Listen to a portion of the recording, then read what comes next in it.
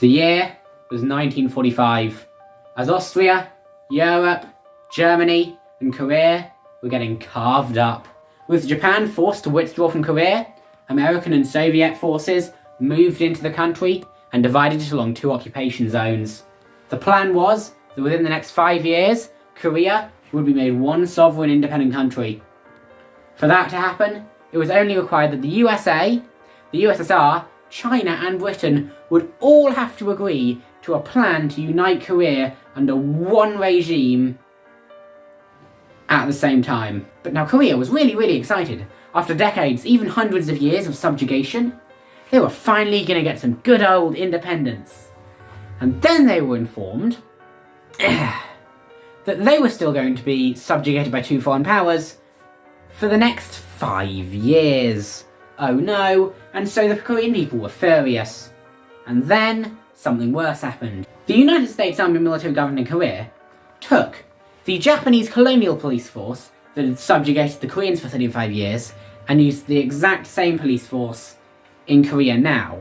And not only that, but they used former members of the Japanese colonial government as advisors. Civil unrests and protests broke out in Korea against these governments that they saw as effectively the same thing as the Japanese. In the end, the United States Army military government in Korea had to ban strikes to help crush the protests. So with that, the first wave of civil unrest in Korea was over. It was actually a pretty small wave of civil unrest, considering what's coming. Moving on to 1946, the USSR proposed that this guy become the leader of an independent Korean state. The USA refused because that guy was a socialist. In May 1946, it was made illegal to cross the border between the two occupation zones, unless you had special government permission. But a few months later, things still weren't going well in Korea. By September, the country was facing famine due to the fact that the new military governments hadn't been able to get the rice and food situation under control, and because the United States Army military government in Korea was still using the former Japanese police force. So, a massive 250,000 strong strike began. And of course, the strike escalated. Meanwhile, in the city of Daegu, a crowd paraded the body of a protester who had been shot and killed by policemen. The policemen went to stop him, and the situation escalated. The protesters stormed the police station and took it over.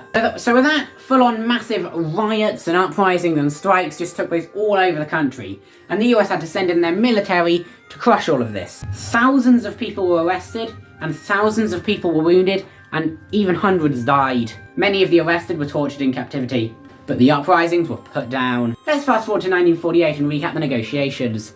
The Soviet Union proposed that both sides withdraw their troops from Korea and let the Koreans decide their own future. I can only presume that the USSR was betting on the fact that the Socialist Party would win or something. The USA had rejected that offer. The UN had proposed that both sides withdraw its forces from Korea, and that the UN went in and occupied the country, and then the UN supervised a general election to decide who would be the first leader of the new Republic of Korea. This time it was the Soviet Union's turn to reject that proposal. So with that, the USA was finally bored of 3 years of negotiations, and they hadn't gotten any closer to forming the country of Korea. So the USA decided it was final. The USA declared that they were going to hold a referendum to elect the first president of the country of South Korea. This meant that the USA had given up, and there was absolutely no hope of forming a united country of Korea. So the USSR also announced that it would be holding its own referendum for the first government of North Korea. But here's the thing, pretty much everyone in Korea wanted unification. So the news that they weren't going to be reunited was absolutely infuriating. And I think you can guess what happens next, can't you? Yes, you can.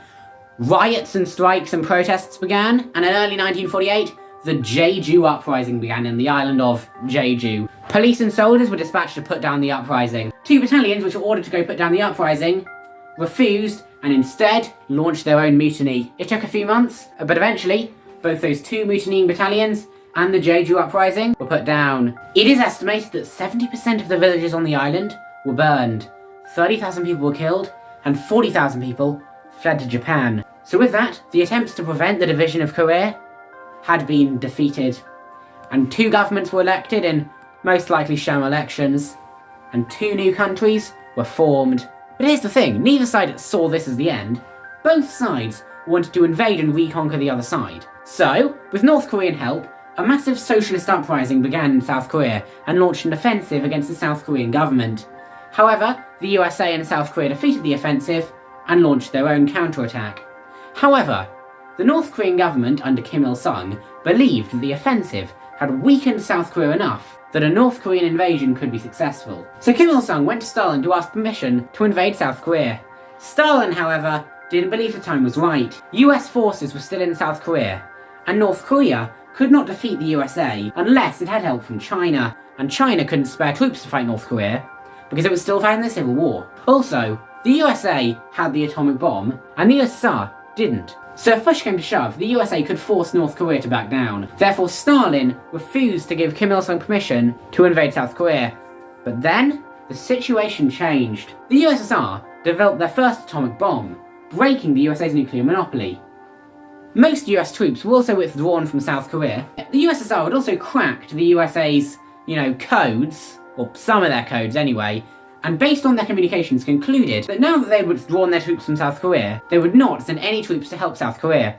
I mean, they'd only sent like 50,000 troops to invade China, and China was way more important than South Korea. And speaking of China, China had won the Civil War, meaning that they could support the invasion. The time was right, and Stalin greenlit the invasion. Tons of Soviet military hardware were sent to North Korea. Tens of thousands of Chinese men were also sent to North Korea. China also promised to keep a massive army on the border so that it could intervene if things went south, or north I should say. So with that, North Korea used the old trick of a border skirmish to justify an invasion of South Korea, and in they went.